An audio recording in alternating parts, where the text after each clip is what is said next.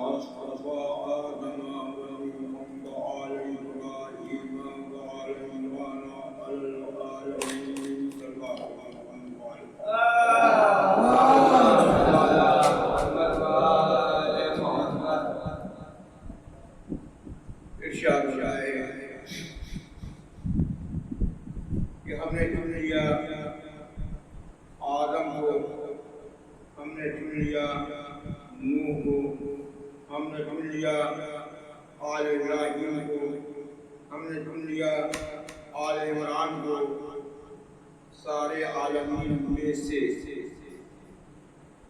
اللہ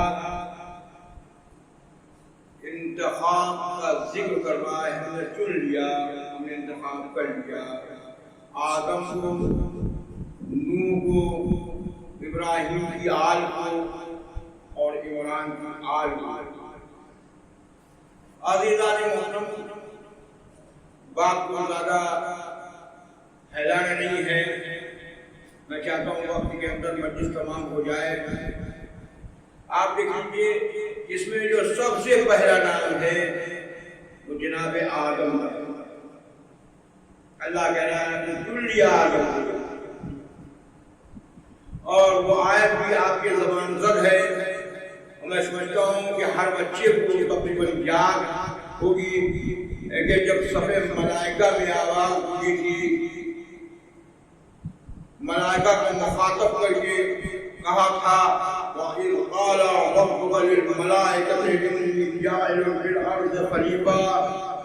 تو جیسے ہی آواز گونجی کہ میں زمین پر اپنا ایک نائب مقرر کرنے والا ہوں, میں زمین پر اپنا خلیفہ بنانے والا ہوں.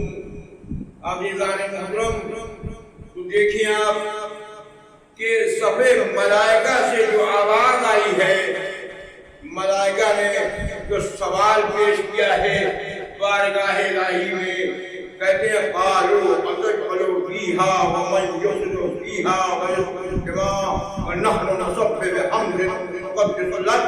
اے میرے مالک, ایسوں کو خلیفہ بنائے گا, تو ایسوں کو اپنا نائب مقرر کرے گا جو زمین پر جا کے خوریزی کریں, جو زمین پر جا کے فساد برپا کریں, جو آپس میں لڑے. عزیزان محترم, تو اللہ نے ابھی کوئی جواب تو نہیں دیا, مگر صرف اتنا کہا ہے جو قرآن کی سند آپ کے سامنے موجود ہے. ادھر سے آواز آئی انی عالم ما لا تعلمون, جو میں جانتا ہوں وہ تم نہیں جانتے. یہ کہہ کے فرشتوں کو خاموش کر دیا. مگر آپ نے غور کیا, آپ نے ذرا سوچا, آپ نے اپنے فکر کو محض کیا کہ اللہ بتانا کیا چاہتا ہے فرشتوں سے, کہ کہتا ہے انی عالم ما لا تعلمون, جو میں جانتا ہوں وہ تم نہیں جانتے. اس کا مطلب یہ ہے کہ بارگاہ الہی میں آپ دیکھیے اللہ کی نگاہ میں خلافت کا منصب اتنا عظیم منصب ہے کہ جس میں معصوم فرشتوں کی رائے کی بھی کوئی گنجائش نہیں ہے, جس میں معصوم فرشتوں کی رائے کی بھی کوئی گنجائش نہیں ہے. اللہ برداشت نہیں کرتا, کہتا انی عالم ما لا تعلمون, جو میں جانتا ہوں وہ تم نہیں جانتے. تو ظاہر جب معصوم فرشتے رائے نہیں دے سکتے, یہ ذاتی انسان کیسے بیٹھ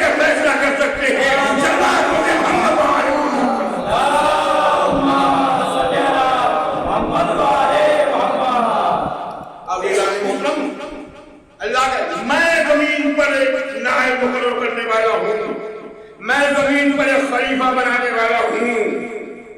عزیزان محترم، اب جو لوگ عربی جانتے ہیں وہ میری بات کی تصدیق کریں گے۔ دیکھیے، چاہے عربی میں جعل لفظ استعمال ہو یا جعل کا استعمال ہو یا جاء استعمال ہو، اس کے معنی ہے بنانا، اس کے معنی ہے بنانا۔ اور پھر دیکھیے دوسرا لفظ قدرت نے استعمال کیا ہے، اب چاہے باسا ہو یا ارسلا ہو یا جاء ہو، اس کے معنی ہے بھیجنا۔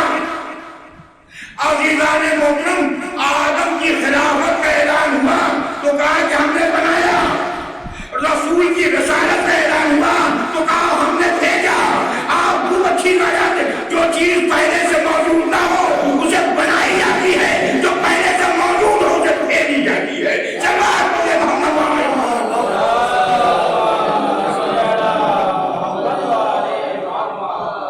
آپ دیکھ لیں عزیزان محترم کہ آدم کی خلافت کا اعلان ہے، میں زمین پر اپنا نائب مقرر کروں گا۔ یا عزیزان محترم، جناب آدم کے سلسلے میں کچھ لوگوں کے درمیان غلط فہمی ہے، میں اسے واضح کر دینا چاہتا ہوں، بتا دینا چاہتا ہوں تاکہ میرے بچوں تک میری بات پہنچ جائے۔ پہلی بات یہ ہے عزیزان محترم کہ لوگ کہتے ہیں کہ آدم سے ترک اولا ہوا تو وہ جنت سے نکال کر زمین پر بھیجے گئے۔ یہ غلط فہمی ہے، گویا تنزلی ہے جناب آدم کی ان سے ترک اولا ہوا تو جنت سے نکال کر زمین پر بھیجا۔ ارے میں کہتا قرآن سامنے رکھ کے بات کیجیے کہ اللہ کہہ جا رہا ہے اِذْ قَالَ رَبُّكَ لِلْمَلَائِكَةِ إِنِّي جَاعِلٌ فِي الْأَرْضِ خَلِيفَةً، میں زمین پر ایک نائب مقرر کرنے والا ہوں، میں خلیفہ بنانے والا ہوں۔ آپ آدم کے بارے میں سوچنے سے پہلے یہ سوچیے کہ آدم کو خلق جنت کے لیے نہیں کیا گیا تھا، آدم کو خلق زمین کے لیے کیا گیا تھا، اور خلافت آدمی پر آدم کو ملی یا نہیں ملی، جس عہدے کے لیے وہ خلق ہوئے تھے وہ اللہ نے انہیں عہدہ دیا یا نہیں دیا۔ صلوات علیہ محمد۔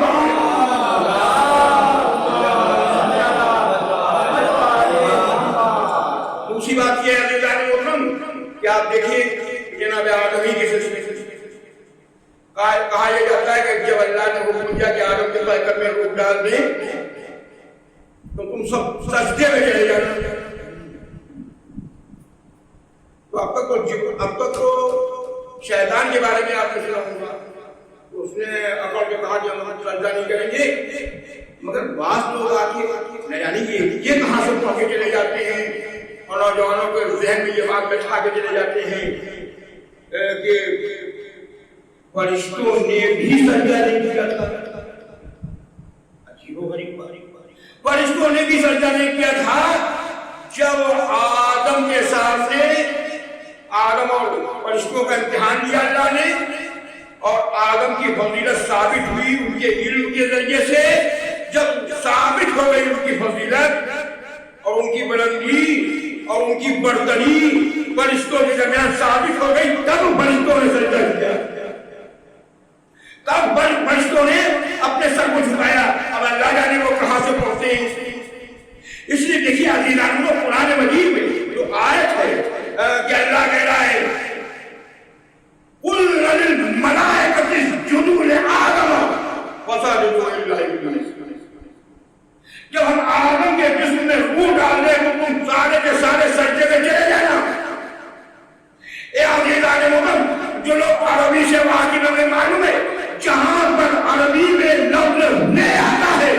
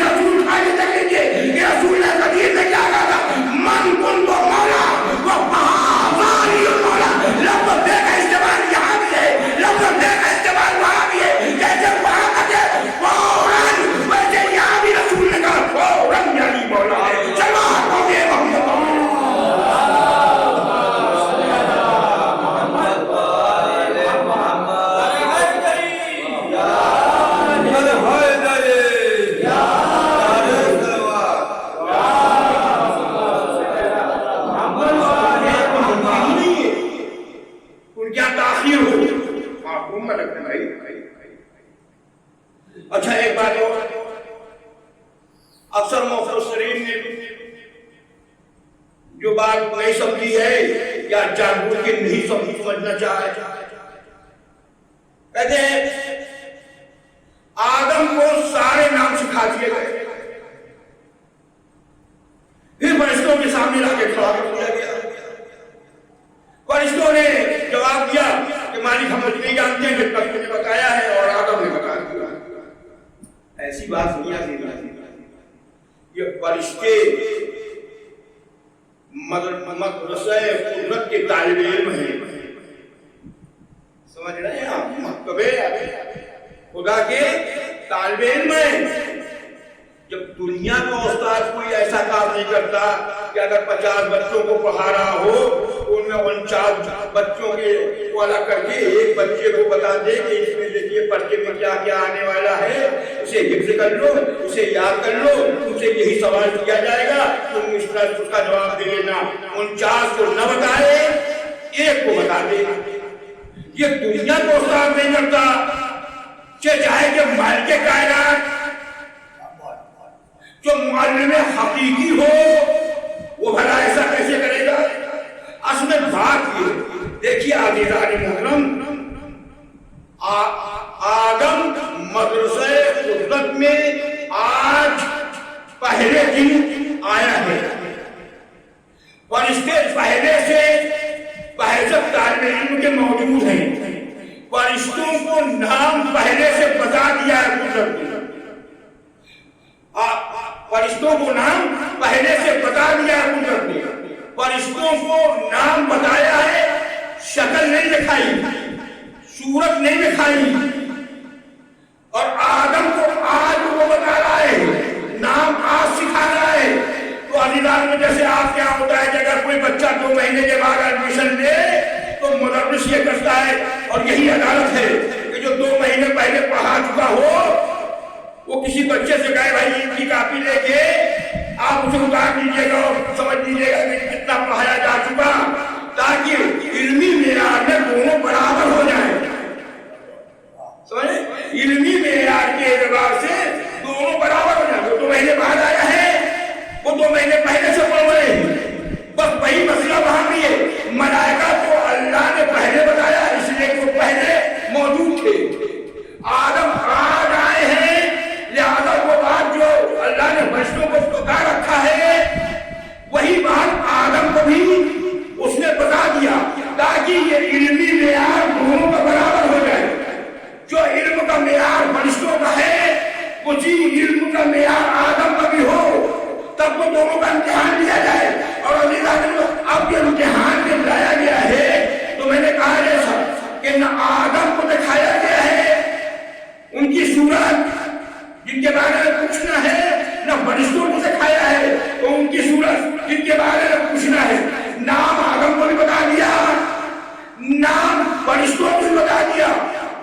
اور اب جو یہاں امتحان ہو رہا ہے وہ امتحان حافظے کا نہیں ہے. بہت توجہ، وہ امتحان حافظے کا نہیں ہے کہ اللہ کو جو نام میں نے سکھایا بتاؤ تمہیں یاد ہے کہ تم بھول گئے. اس لیے کہ وہاں بھی معصوم، فرشتے بھی معصوم اور آدم بھی معصوم. یہ ممکن نہیں ہے کہ وہ امتحان پورا چوک ہو. یہ امتحان اس کا نہیں ہے کہ جو سکھایا ہے بتاؤ وہ بھول گئے کہ یاد ہے. بات اصل میں یہ ہے کہ امتحان یہاں پر حافظے کا نہیں ہو رہا ہے، بلکہ عزیزان محترم یہاں امتحان ذہانت کا ہو رہا ہے کہ نام سکھا دیا ہے، اب نام کو دیکھو اور صورت پر نگاہ ڈالو اور اس کے بعد اسماء اور مسمى میں استنباط کرو. بہت توجہ، اسماء اور مسمى میں استنباط کرو. بتاؤ کہ اس میں نور محمد کون سا ہے، نور علی کون سا ہے، نور فاطمہ کون سا ہے، نور حسن کون سا ہے، نور حسین کون سا ہے. چلو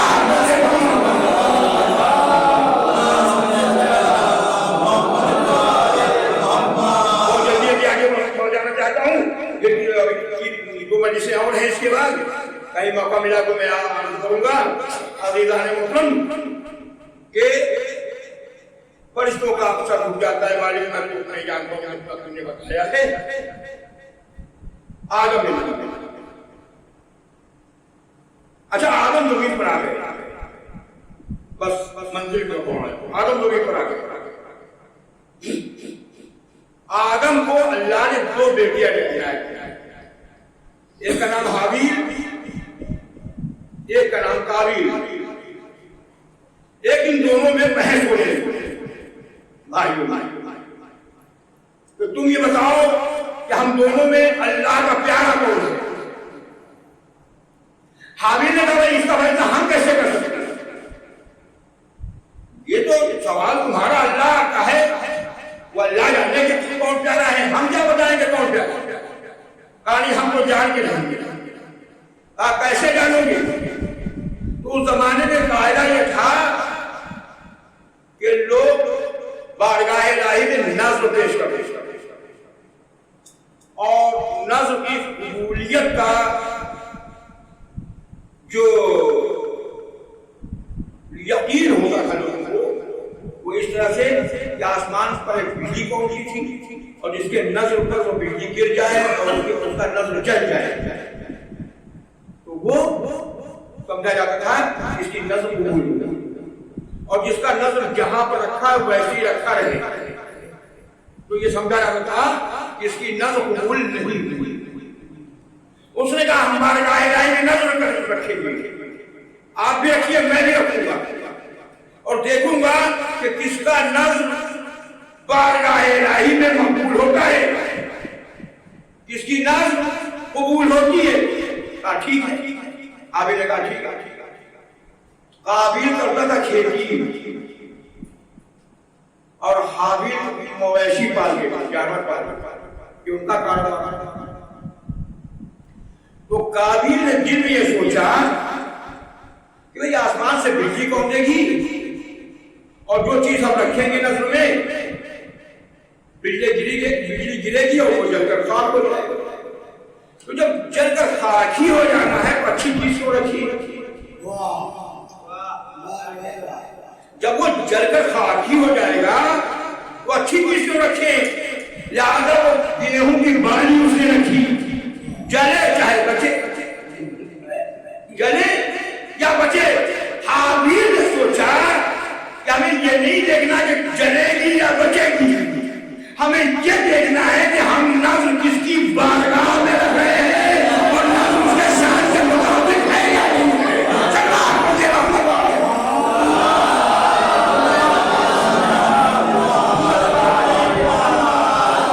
اس کے شان کے مطابق ہے یا نہیں ہے. تو انہوں نے بیٹی ڈومبا رکھا. اچھا آسمان پر بجلی کون دی؟ حابیل کا ڈومبا جل کر راکھ ہوا. اے عزیزان محترم, حابیل کا ڈومبا جل کے راکھ ہوا, بلکہ لفظ بدل کے کہوں بچوں کے سامنے کہ حابیل کا ڈومبا جلا, قابیل کا دل جلا.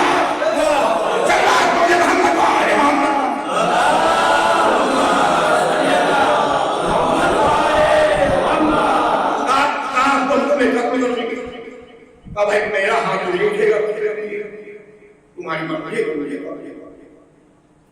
قبل کر دیا قابیل نے.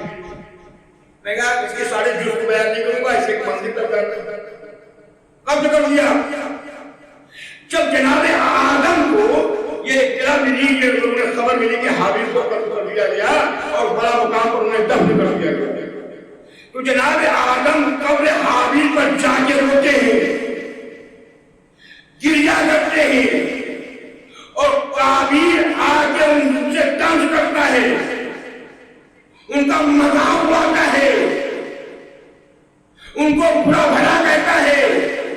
آدم روتے ہیں, قابیل ان کو برا کہتا ہے, ان پر طنز کرتا ہے, ان کا مذاق اڑاتا ہے. اے عزیزان محترم, یہاں پر ٹھہر کے میں ایک بات کہوں گا.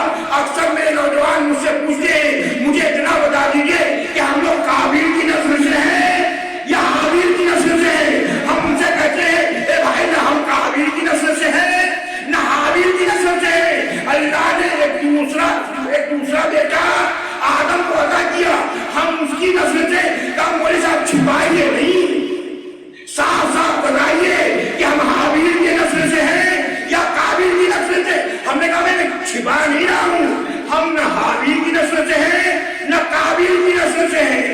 بلکہ ایک اللہ نے انہیں اور بیٹا عطا کیا، اس کی نسل سے ہم لوگ ہیں۔ کہا مولوی صاحب آپ شاید بتانا نہیں چاہتے۔ ہم نے کہا اچھا ٹھہر جائیے، جب آپ کو ذہین ہے آپ پوچھنا ہی چاہتے تو سنیے سنیے، حابیل و قابیل دو بیٹے، حابیل و قابیل دو بیٹے، حابیل کی قبر پر آدم رو رہے ہیں، قابیل مذاق اڑا رہا ہے، قابیل درد کر رہا ہے، قابیل برا و بھلا کہہ رہا اپنے باپ کو۔ تو اب آج اس دنیا میں دیکھ لیجیے کہ اگر کوئی شہید پر روئے، اگر کوئی شہید کا ماتم کرے، کوئی شہید پر گرجا کرے تو سمجھ لینا حابیل کی نسل سے ہے، اور اگر کوئی رونے پر ڈانس کرے تو سمجھ لینا قابیل کی نسل سے ہے۔ چلو بولے محمد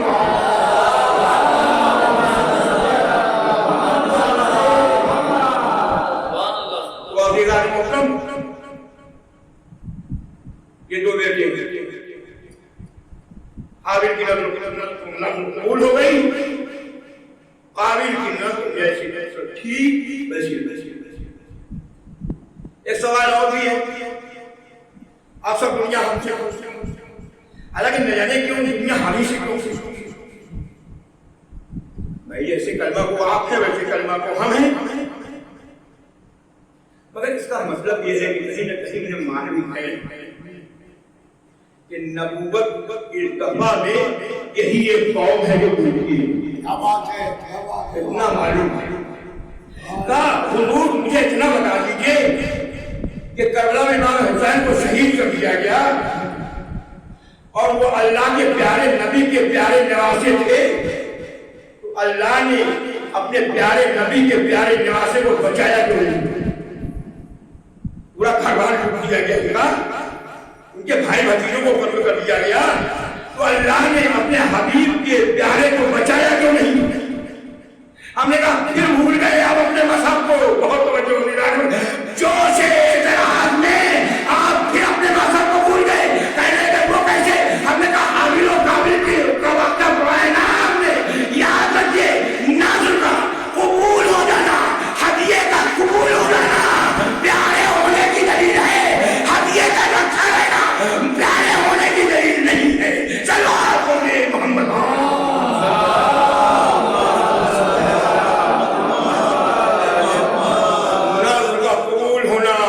ہدیے کا قبول ہونا یہی پیارے ہونے کی دلیل ہے، ہدیے کا بچ جانا یہ پیارے ہونے کی دلیل نہیں ہے۔ بس عزیزان محترم یہ حسین بن علی ہے، آپ دیکھیں وہ حسین مدینہ چھوڑ رہے ہیں، لوگوں نے پوچھا مولا سے مولا آپ کیوں مدینے سے جا رہے ہیں؟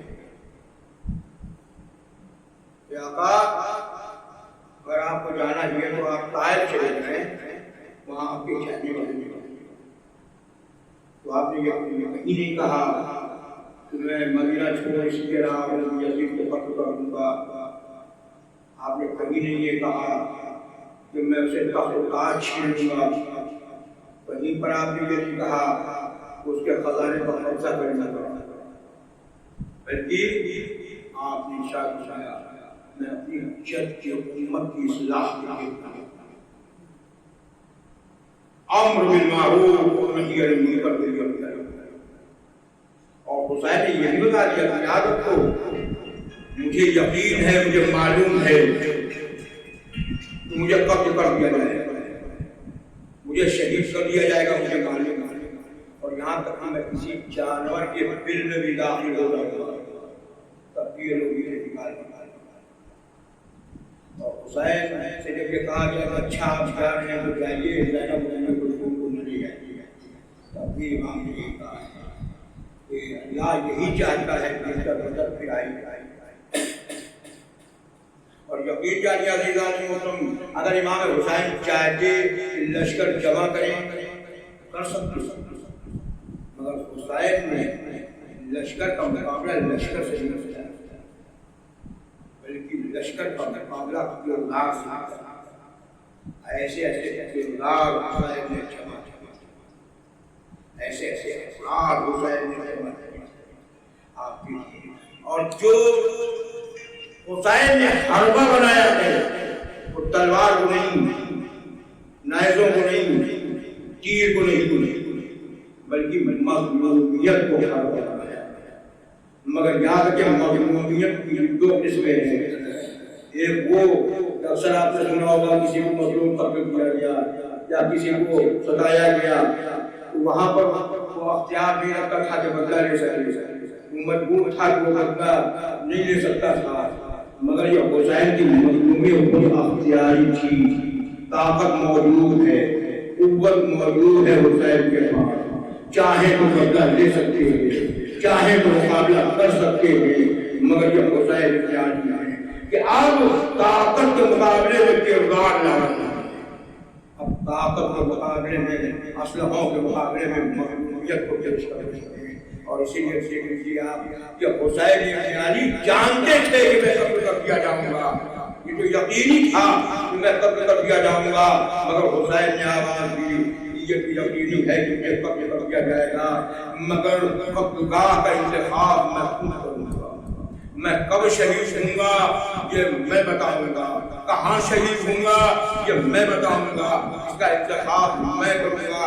اور عزیزان محترم اسی لیے آپ دیکھ لیجیے کہ حسین نے یقیناً مظلومیت کا مظاہرہ کیا ہے، مگر کہیں پر دب کر بات نہیں کی ہے، کہیں پر ظلم کی بات نہیں کی ہے۔ لشکر کے سامنے جب روز عاشورہ حسین اختیاری خطبہ دے رہے تھے، جو نہیں مجھے پہچانتا ہے وہ پہچان لے، میں محمد مصطفیٰ کا نواسہ ہوں، میں علی مرتضیٰ کا بیٹا ہوں، میں فاطمہ کا پارے جگر ہوں۔ تو لشکر یزید سے ایک شخص آگے بڑھا، اے حسین تم کب تک اپنے کو پہچانواتے رہو گے کہ ہم فاطمہ کے بیٹے ہیں، ہم علی کے فرزند ہیں، ہم محمد مصطفیٰ کے فرزند ہیں، کب تک پہچانواتے رہو گے؟ کیوں نہیں یزید کے ہاتھ پر بیعت کر لیتے تاکہ سارا مسئلہ ختم ہو جائے؟ تو سنیے یہ تاریخی جملہ ہے کہ امام نے جواب دیا ہے، امام نے ارشاد فرمایا یاد رکھو کہ نہ غلاموں کی طرح سے ہم تمہارے ہاتھ میں ہاتھ دے سکتے ہیں، نہ بزدلوں کی طرح سے میدان چھوڑ کر بھاگ سکتے ہیں۔ حسین نے بتایا یہ میری مظلومی اختیاری مظلومی ہے، مجبوری نہیں ہے۔ عزیزان محترم یہ حسین اختیاری ہی تو ہے۔ آپ دیکھیے کہ جب خیمے میں آتے ہیں وقت وقت وہ تو خطابت ہے عزیزان محترم جو ہم اور آپ پڑھتے ہیں اور سنتے ہیں، اور علماء بھی پڑھتے اور سنتے ہیں کہ بیویاں رو رہی تھیں، بیویاں گڑگڑا رہی تھیں، بیویاں فریاد کر رہی تھیں۔ یہ تو مجبوری ہے کہ یہ پڑھا گیا ہے تو پڑھا جا رہا ہے، مگر یاد رکھیے وہ حسین کے استحکام کو دیکھیں آپ، اس حسین کے آدم کو دیکھیں آپ کہ جس وقت خیمے میں آئے ہیں اور ساری بیویوں کو جمع کیا ہے، تو اب جو حسین وصیت کرتے ہیں اے بیویوں اب اٹھو اور سفری لباس پہن لو، اے بیویوں اٹھو اور سفری لباس پہن لو، اور یاد رکھو میری شہادت کے بعد کوئی بیوی روئے نہیں، کوئی بیوی فریاد نہ کرے، کوئی بیوی گڑگڑائے نہیں، اس لیے کہ جب تم رو گی، جب تم فریاد کرو گی، جب تم چیخو گی، انہیں قوت ملے گی، ان کو تقویت ملے گی، یہ خوش ہوں گے، یہ سمجھیں گے ہم کامیاب ہو گئے۔ لہذا دیکھو بیویوں میری شہادت کے بعد رونا نہیں، گریہ نہ کرنا۔ عزیزان یہ حسین بیویوں کو سمجھا رہے ہیں، اور آپ کو اچھی طرح جانتے ہیں یہ فطرت ہے انسان کی۔ آپ کسی دنیا میں دیکھ لیں اور وہ مرنے کی زندگی میں دیکھ لیں کہ جب کوئی انسان کسی آدمی کو پریشان کرتا ہے، کسی کو سیجا سگاتا ہے، کسی کو قتل کرتا ہے، یا کسی کے گھر بار کو لوٹتا ہے، یا کسی کو اذیت دیتا ہے، جانتے ہیں فطرت کیا ہے؟ کہ اذیت دینے والا اس انتظار میں رہتا ہے، اس چیز کا منتظر رہتا ہے کہ یہ گریہ کرے، یہ فریاد کرے، یہ روئے تاکہ انہیں خوشی نصیب ہو، یعنی وہ نتیجے یہ منتظر میں ہوتا ہے کہ یہ روئے، یہ گریہ کرے، یہ فریاد کرے تاکہ انہیں قوت حاصل ہو، تاکہ ان کو اپنی کامیابی کا احساس ہو کہ ہم نے انہیں ستایا ہے، ہم نے انہیں بھیجا بلایا ہے۔ عزیزان محترم مگر یاد کہ یہ حسین کی منطق تھی کہ آپ نے کہا کہ میرے شہادت کے بعد کوئی بیوی روئے نہیں،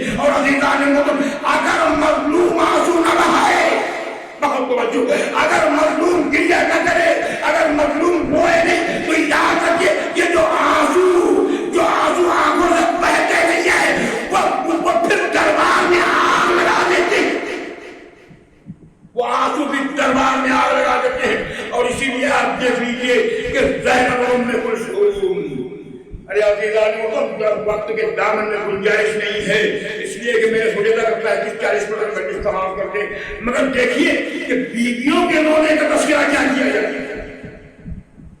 آپ دیکھیں گے کم سن بچوں کا یہ عالم ہے، کم سن بچوں کا یہ عالم ہے کہ وہ گرجا نہیں کہتے، اس لیے کہ حسین نے 3 مورچے تیار کیے تھے۔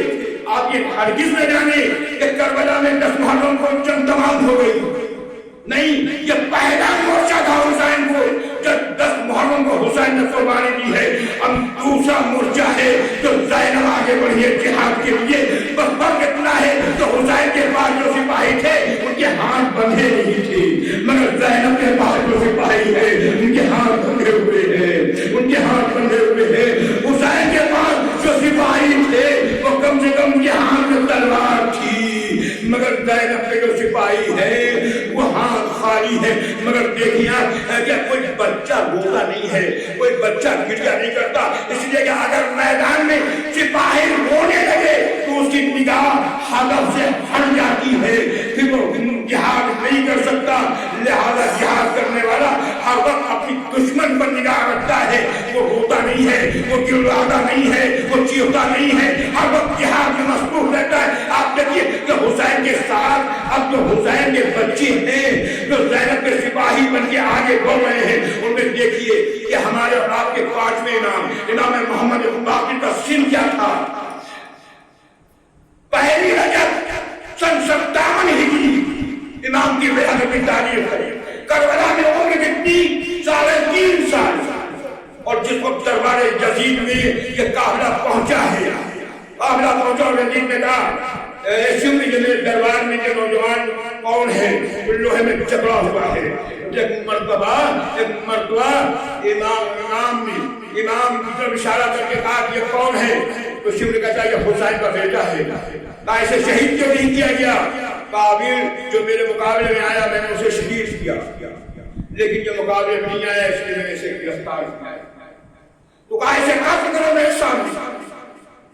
پہلے حکم سے پہلے اپنے تمام درباریوں سے پوچھتا ہے، مشیروں سے پوچھتا ہے، شرفا سے پوچھتا ہے، جتنے شرفا تھے سب سے پوچھتا ہے، وہ سفرا سے پوچھتا ہے بتاؤ اس کے ساتھ سلوک کیا کیا جائے؟ تو سب نے زبان یہ بات کہی اسے قتل کر دیا جائے۔ جب تم نے 72 کو قتل کر دیا تو ایک کو قتل کرنے میں کیا بات ہے؟ کون سی مجبوری ہے؟ اسے قتل کر دیا جائے۔ اب روایت یہ بتاتی ہے کہ اسی دربار میں ایک 3.5 سال کا بچہ جسے امام محمد باقر کے نام سے دنیا جانتی ہے، اب جو آگے رہا تو اب جو خطاب کیا ہے آپ نے ارشاد فرمایا اے یزید، بہت بڑی بات ہے، کبھی آپ نے غور نہیں کیا۔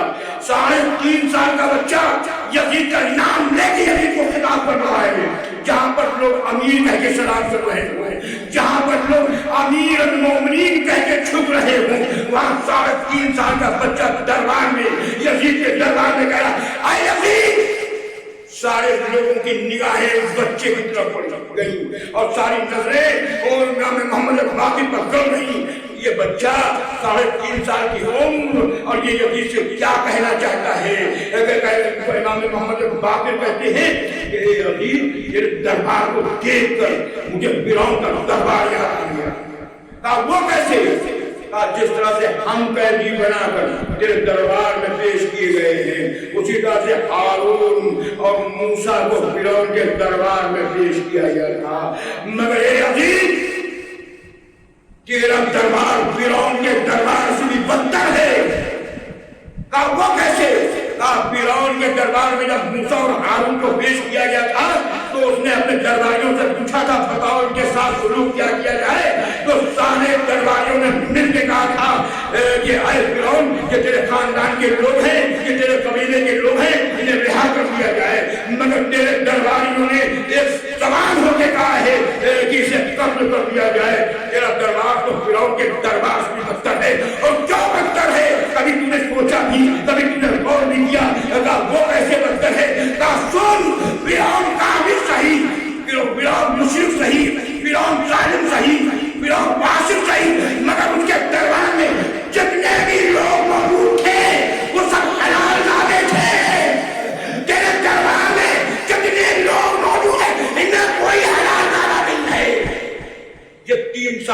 بچہ بول رہا تھا اے عزیزان کرام بس میں مسجد کو تمام کرتے ہوئے یہ ہمارا اور آپ کا چوتھا امام کی نہیں کیا کیا مغالب ہوئے کیا کیا ظلم ہوا ہے امام کے ساتھ چوتھے امام پر کیا کیا ظلم ہوا ہے یہ جب دمشق کا قافلہ بڑھ رہا ہے تو شمر نے ایک صحرا میں ایک جنگل میں قافلے کو روک دیا دھوپ ہے عرب کا ریگستان کہیں سایہ نہیں روکا ہے صحرا میں قافلے میں اور پھر خیمہ نصب کیا سپاہی سب خیمے کے اندر داخل ہو گئے اور بیویوں کو اسی قریب جلدی ہوئی ریت پر صحرا میں جہاں کچھ کہیں سایہ نہیں تھا زمین پر بیٹھا دیا تھوڑی دیر امام اس صحرا میں بیٹھے رہے بتاؤں آپ سے اگر آپ کا تجربہ ہے تو ٹھیک ہے اگر نہیں ہے تو یہ ٹھیک ہے گرمی کے دن میں جب بڑی تھوڑی آپ کسی لوہے کو ایک گھنٹہ دھوپ میں ڈال دیں اور تھوڑی دیر کے بعد آپ خود اس لوہے کو اٹھانا چاہیں تو چھو نہیں سکتے امام کو جب دھوپ میں بٹھا دیا اور لوہے کی کڑیاں چلنے لگی ایک مرتبہ امام نے اپنے سر میں اٹھایا کبھی داہی دیکھا کبھی بائیں دیکھا کہیں سایہ نہ ملا مگر وہاں کوئی درخت تھا نہیں سایہ نہیں ملا جب سایہ نہیں ملا ایک مرتبہ امام کی نظر گئی کیا دیکھا کہ شمر نے جو خیمہ نصب کیا ہے خیمے کے سبب خیمے کی پشت کی جانب تھوڑا سا سایہ ہے خیمے کی وجہ سے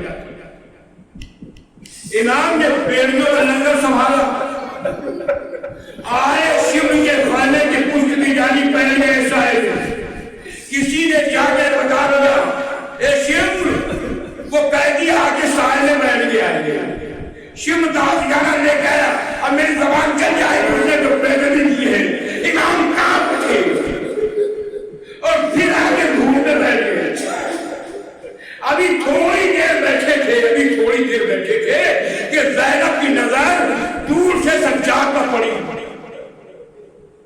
کیا دیکھا کہ آنکھیں ہلکے میں جا رہی ہیں اور مجھے پڑ رہے چہرے پر زردی چھا گئی ہے زینب اٹھی